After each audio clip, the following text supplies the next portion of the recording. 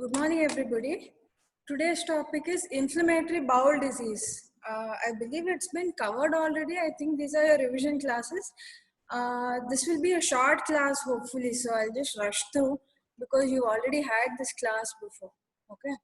So, inflammatory bowel disease, the subheadings I'll be covering are the introduction, epidemiology, the pathogenesis part, comparison of the pathological features, clinical features, and complications between ulcerative colitis and Crohn's disease.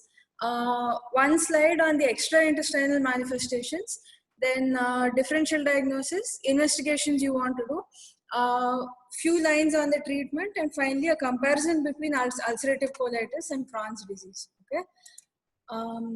So inflammatory bowel disease, it's a group of immune mediated chronic disorders that can cause inflammation or ulceration in both the large and small intestine, but ulcerative colitis mostly is restricted to the large intestine. Crohn's disease can occur anywhere in your gastrointestinal tract, starting from the mouth to the anus. Okay. So there are two components of inflammatory bowel disease. One is ulcerative colitis, another one is Crohn's disease. Epidemiology wise, ulcerative colitis and Crohn's disease, the numbers are more or less comparable. Ulcerative colitis affects 2.2 to 14.3 population per 100,000. Then Crohn's disease affects a few more, 3.1 to 14.6 per 100,000 population. Age of onset is also similar. There are two predominant ages of presentation. One is in the 15 to 30 age group, secondly in the 60 to 80 age group. Both diseases have a Jewish predominance with a male is to female ratio of almost 1:1. In ulcerative colitis it is 1:1. In Crohn's disease there is a slight male preponderance compared to ulcerative colitis. Okay. In ulcerative colitis, smoking may have a preventive role, whereas in Crohn's disease, it can have a causative effect. Oral contraceptives can have do not pose a risk of leading to ulcerative colitis, whereas in Crohn's disease, there is a slightly increased risk. Appendectomy may have a protective effect in ulcerative colitis, whereas in Crohn's disease, there is no such protective effect. There is also a familial predisposition with both diseases having a concordance in both monozygotic as well as dizygotic twins. One more thing, any history of antibiotic use within the first year of life can increase the incidence of both ulcerative colitis as well as Crohn's disease by as much as 3 times. Okay. Other epidemiological factors like diet, any diet that's rich in fats or in animal proteins can predispose to both ulcerative colitis as well as Crohn's disease. Any childhood infection with organisms like Salmonella, Shigella, Campylobacter or Clostridium can also predispose to ulcerative colitis as well as Crohn's disease. These are predominantly diseases of the Western Hemisphere. Western countries have more incidence of both ulcerative colitis and Crohn's disease, more likely because they carry out better, more detailed investigations there. But of late, these diseases are on the rise in also India, as well as other third world countries, developing countries. So etiology wise, it's a complex interplay between genetic predisposition, environmental triggers like habits such as smoking, any stress, any antibiotic use, any change in the gut bacteria, as well as the mucosal immune system, the commensal bacteria within the commensal organisms within the gut, as well as the intestinal epithelial cells. So pathogenesis wise, the exact cause has not been found out yet.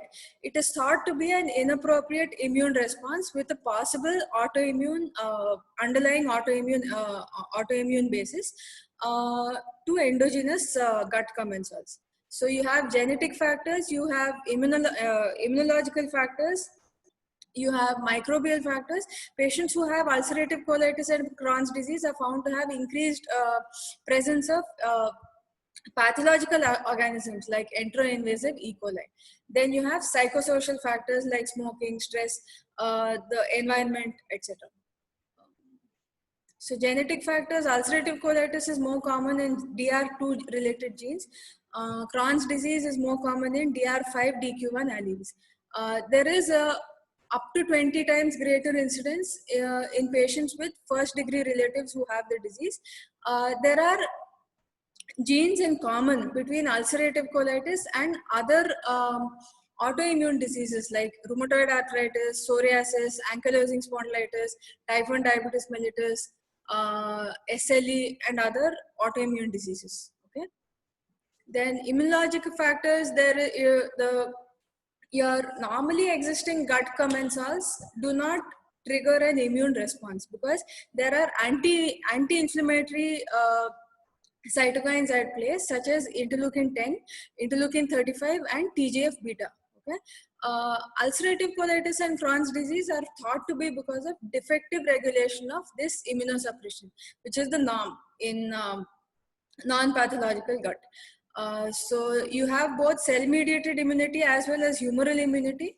So you have activated CD4 plus and CD8 plus T cells, which activate other inflammatory cells such as lymphocytes, macrophages, B cells, and also recruit more inflammatory cells towards the homing receptors, which are found on leukocytes as well as vascular epithelium, gut epithelium.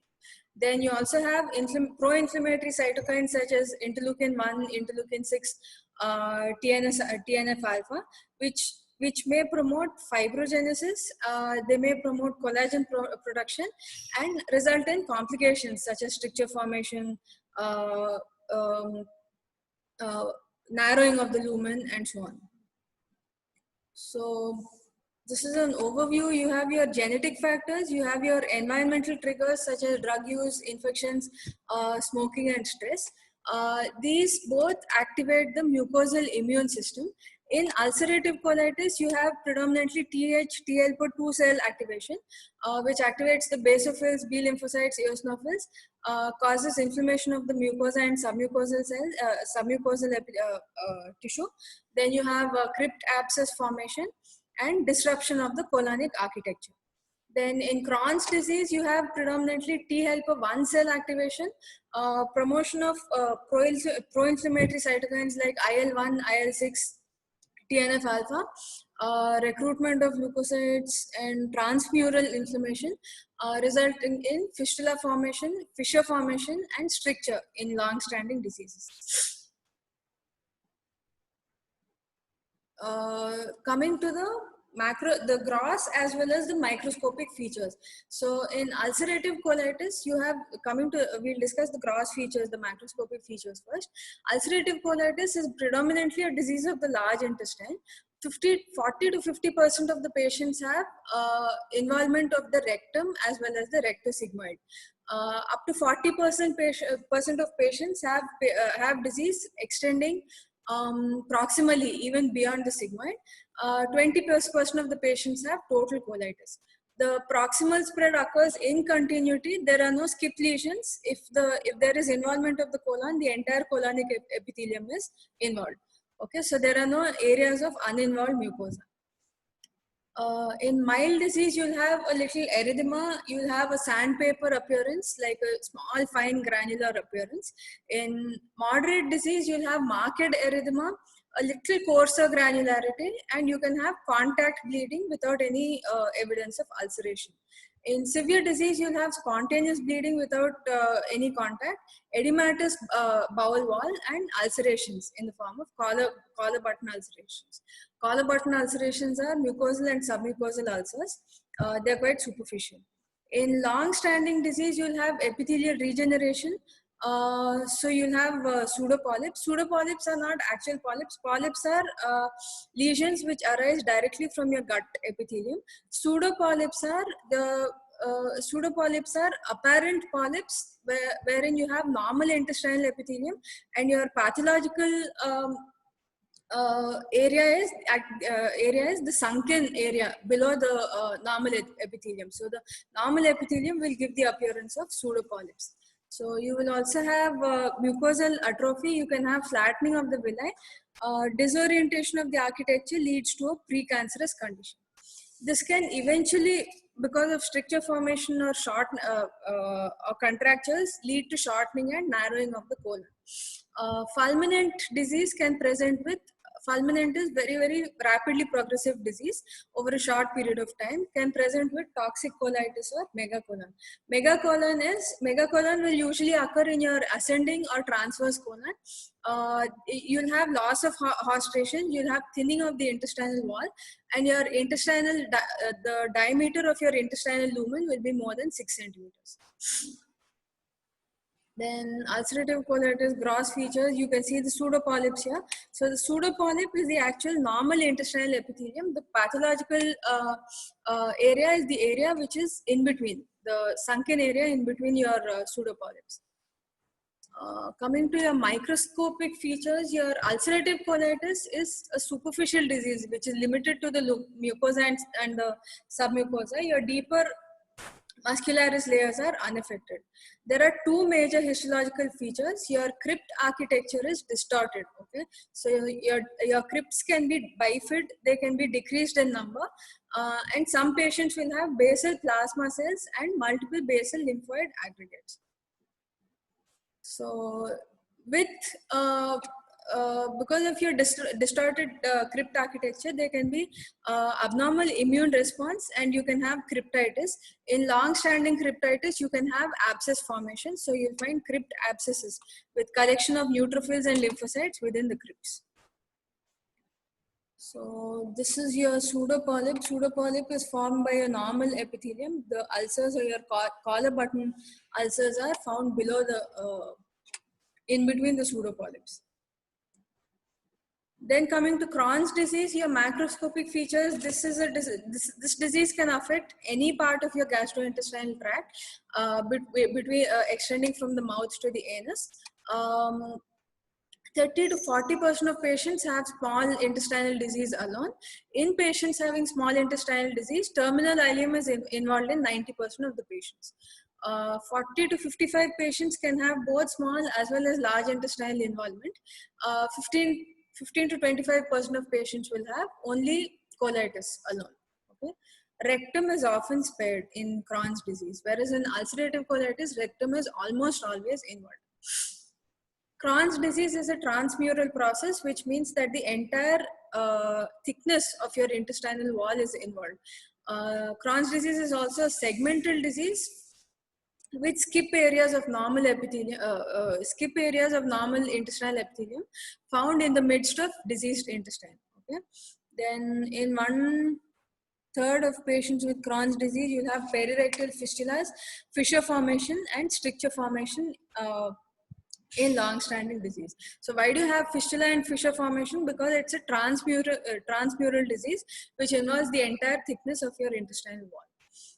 Then more macroscopic features. In mild disease, you'll have only small superficial ulceration.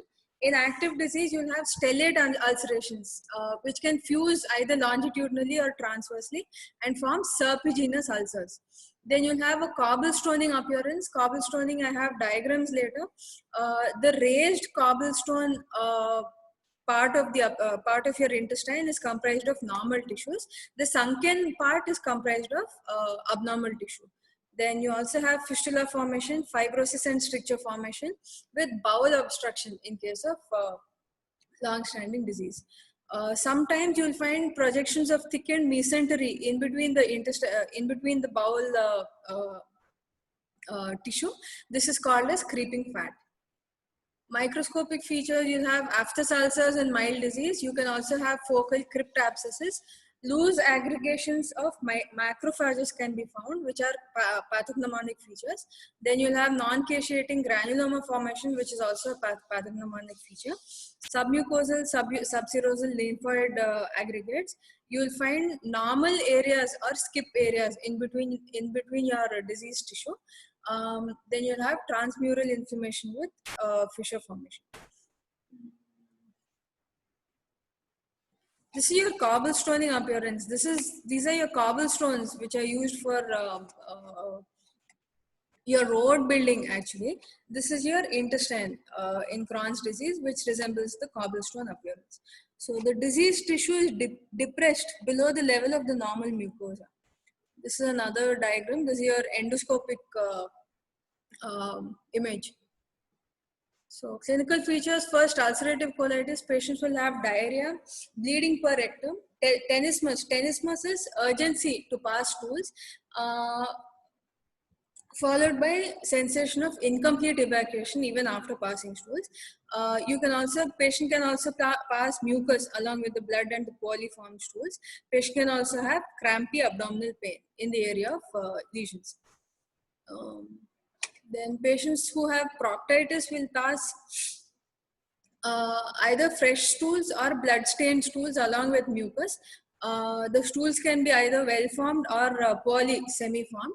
Patient will also have tenesmus. In case of proctosigmoiditis, patient will have constipation because of pain. Then severe disease, patient will pass liquid or poorly formed stools along with blood or pus. Then other features are anorexia, nausea, vomiting, and fever. These are various extent of involvement. Ulcerative colitis can present as proctitis, proctosigmoiditis, distal colitis, extensive colitis, and finally pancolitis. Physical signs on examination: you'll have tenderness of on palpation of the anal canal. Over the colon, you can have tenderness. Digital rectal examination will reveal blood on your gloves will come out blood stained. Then in extensive disease, there will be tenderness on palpation over the colon. In toxic colitis, you'll have severe tenderness as well as bleeding. Megacolon, I mentioned that megacolon, usually the usual area of formation is over the ascending colon as well as the transverse colon. So your megacolon will be filled with air. So there'll be loss of hepatic dullness. Okay, so there'll be hepatic tympani. Megacolon is a predisposing factor. It's a risk factor for perforation of the intestine. So when you have a perforation, you'll have features of peritonitis. Okay, so you'll have guarding, rigidity, loss of absent bowel sounds, and other features of peritonitis. Board-like rigidity. Then this is a comparison of mild, moderate, and severe disease. In mild disease, the number of bowel movements are less than 4 per day. In severe, it's more than 6 per day. Small volume of blood in mild disease on stool examination. In severe, there'll be large volume of blood in stool. Usually mild diseases, patients are afebrile. In severe disease, the temperature is found to be more than 99.5, I'm sorry. In mild disease, there won't be any systemic features like tachycardia, hypotension. In severe disease, you'll have tachycardia and hypotension, and other systemic features like tachypnea. Then anemia is mild in mild disease because there's not much blood loss. In severe disease, your anemia will be quite marked with a hemoglobin of less than 7.5. Then ESR is less than 30 in mild disease. It's found to be more than 30 in severe disease. Endoscopic examination: in mild disease, you'll find a mildly erythematous granular appearance on fine granular appearance with a decreased vascular pattern. In severe disease, you'll find ulcerations, frank ulceration with spontaneous bleeding. Then coming to Crohn's disease signs and symptoms, you'll have ileocolitis, which mimics appendicitis in clinical features. So you'll have right lower quadrant pain along with diarrhea. You can have a palpable mass in the right lower quadrant, either because of lymphadenopathy or because of abscess formation. Patient will also have fever. So patient has colicky pain preceding defecation. Pain is usually relieved after passing stools. In jejunal-ileitis, your features are more because of malabsorption, inflammatory disease associated with loss of digestive absorptive surfaces because of loss of villi or flattening of villi. So you'll have features of malabsorption, you'll have steatorrhea, you'll have nutritional deficiencies like B1, B12, B6, iron deficiency, protein malnutrition. Okay, active disease, you'll have diarrhea as a characteristic feature. Then colitis and perianal disease, patient can have low-grade fever, malaise, diarrhea, crampy abdominal pain. Frank blood can sometimes be passed. The pain is due to passage of the fecal matter through a decreased luminal area, okay, through a narrowed and inflamed lumen. Then gastroduodenal disease mimics peptic ulcer disease or gastroduodenal disease. So you'll have gastritis like nausea, vomiting, epigastric pain. It, like I said, it mimics duodenal ulcer, but on examination, on investigation, it is found to have, patient is found to have H. pylori negative gastritis. In advanced stage, because of stricture formation, patient can develop gastric outlet obstruction. Then complications in ulcerative colitis, patient can have massive hemorrhage. Massive hemorrhage requiring more than 4 to 6 liters of 4 to 6 units of blood in the first 48 hours is an indication of for surgery, colectomy. Then toxic megacolon, toxic colitis is another complication.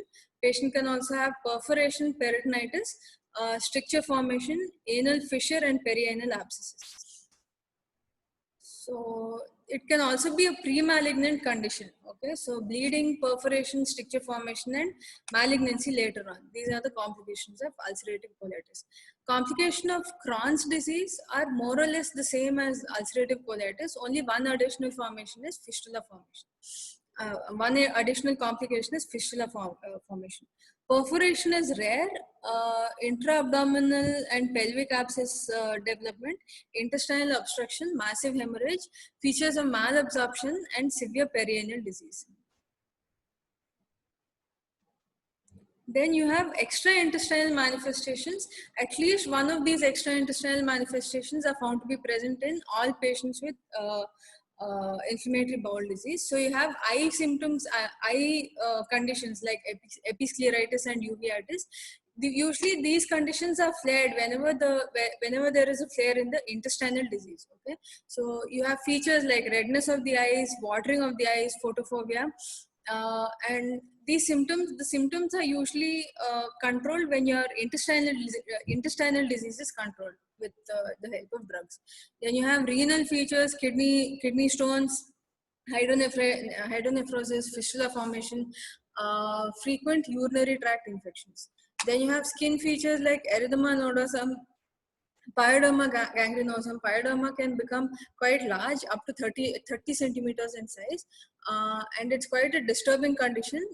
It will require IV antibiotics, IV steroids, immunosuppressants, and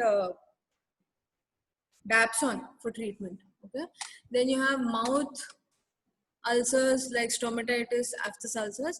In liver, you can have steatosis because of malabsorption, fat malabsorption. In biliary tract, you will have cholelithiasis. You can also have sclerosing cholangitis. In joints, you can have peripheral arthritis. You can have ankylosing spondylitis and sacroiliitis. Then in the circulation, in the vasculature, your ulcerative colitis and Crohn's disease are both what's the name? You'll have procoagulating predisposition. Okay, so you'll have both venous as well as arterial. What's the word? Thrombus formation. Okay, it's a procoagulant state. So differential diagnosis, you can have either differential. You can think of either infective or non-infective conditions. There's a very nice table in Harrison. Please look at that table in Harrison. So you can confuse it with irritable bowel syndrome. Irritable bowel syndrome is a functional disorder of the intestine, resulting in either increased or decreased frequency of stools and increased or decreased consistency of the stools. Okay? Then you can have infectious colitis. You can think of either TB intestine. You can think of fungal infections of the intestine. You can think of viral infections. You can think of bacterial like salmonellosis, shigellosis, E. coli infection. Clostridium infection. So there's a list of infections that can be ruled out on differential diagnosis. There's a table in Harrison, please go through. Then you have solitary rectal ulcer, you have colorectal cancer, diverticulosis, pseudomembranous colitis, and radiation colitis.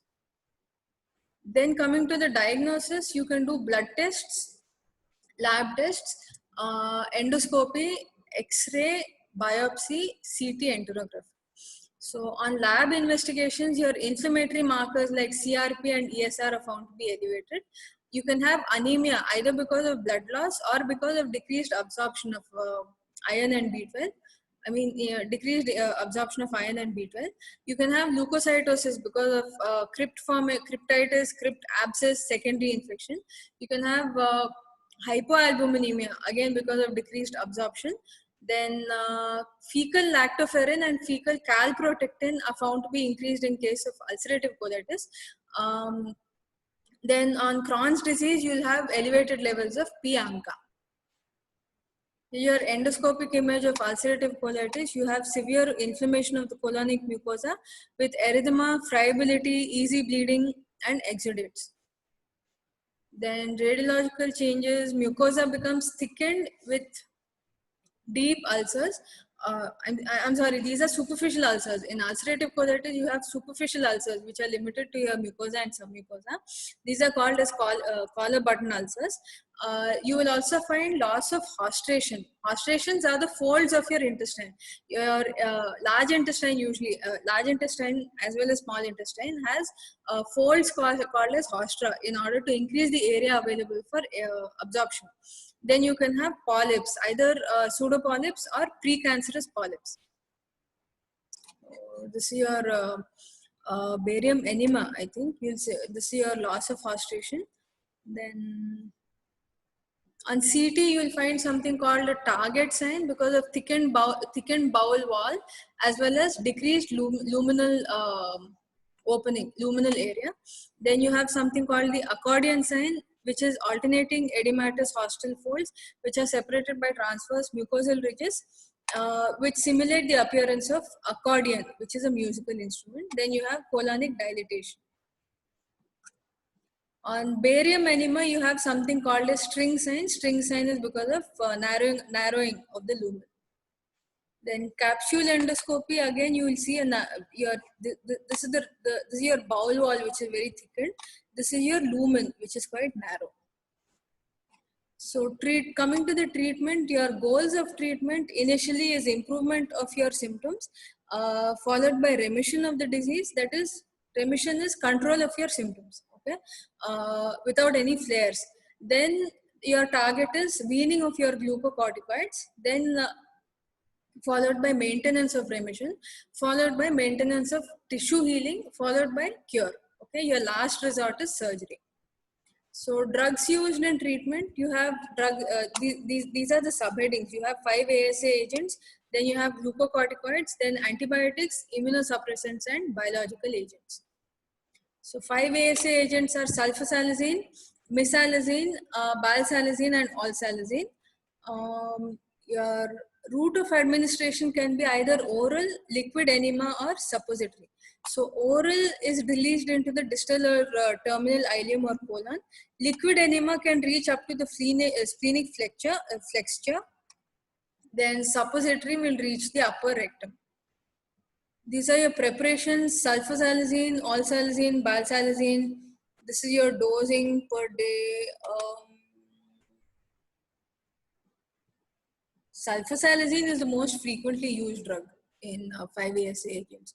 Then you have mesalamine, controlled release mesalamine, and delayed and extended release mesalamine.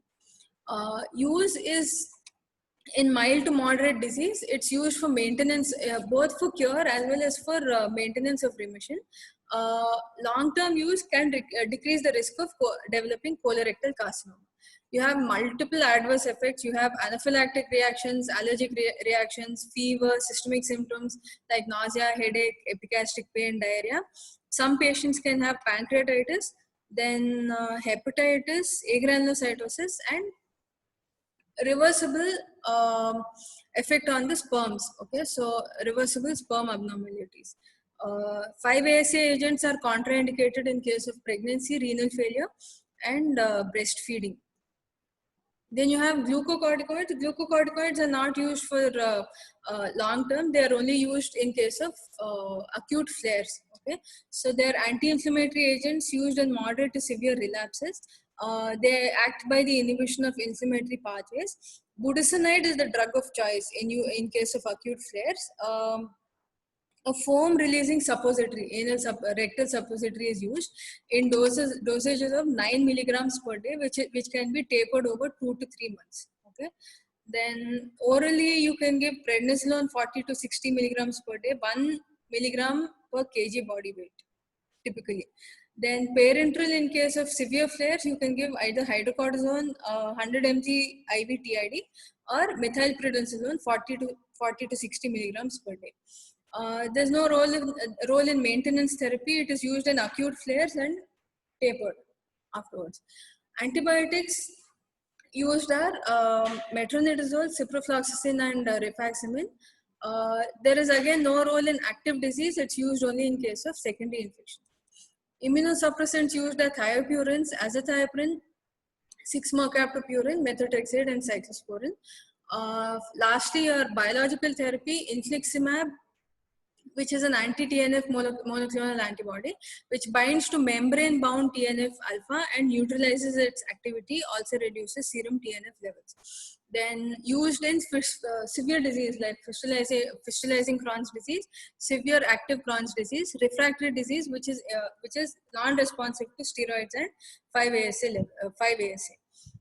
Side effects, you have anaphylactic reactions, secondary infections, and sepsis. New onset tuberculosis or reactivation of tuberculosis, new onset joint pains like ankylosing spondylitis, and new onset psoriasis. So this is an overview of your treatment options again. In mild disease, you can use 5-ASA agents or corticosteroids and antibiotics. In moderate disease, you will use oral corticosteroids and immunosuppressive agents. In severe disease, you can use biological agents, and surgery is your last resort.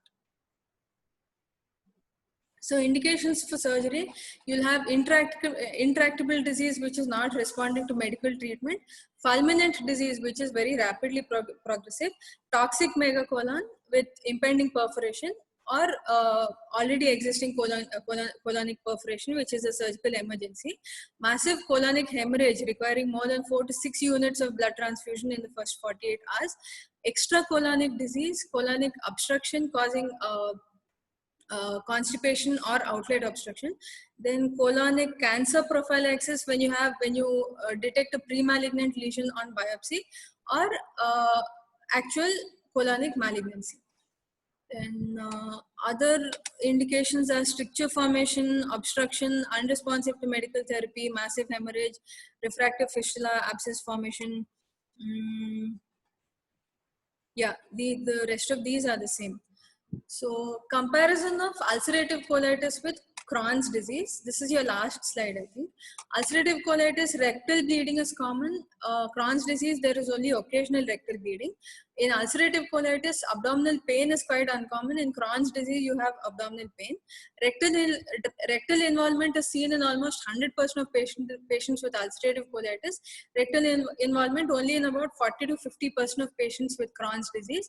Fistula formation is rare in ulcerative colitis because it's only a superficial disease. Because Crohn's disease is has transmural involvement, you have frequent fistula formation, fissure development, and stricture formation. Stricture and obstruction are rare in ulcerative colitis. Stricture formation and obstruction common in Crohn's disease. Perirectal and perianal abscesses are uncommon in ulcerative colitis. They are common in Crohn's disease. You have continuous mucosal involvement in ulcerative colitis, whereas in Crohn's disease, you'll have skip lesions. Okay. That is diseased in areas of diseased intestine interspersed with normal intestinal mucosa. Mucosa and submucosa are involved in case of ulcerative colitis, whereas you have entire transmural involvement in Crohn's disease. Risk of malignancy is greatly increased in both ulcerative colitis as well as Crohn's disease. So this is your last slide. IBD is very frequently confused with IBS. Okay, so please have clarity what is inflammatory bowel disease and what is irritable bowel syndrome. Okay, so inflammatory bowel disease is also frequently asked in your exam. Treatment of irritable bowel syndrome is also frequently asked in your exam. So don't confuse the two. It's an important topic, but I think it was more important in your pathology pharmacology. So please go through most all my slides are from Harrison. Okay, so please go back and read your Harrison again. It's an important topic. So this is the end of your class. Thank you for your attention.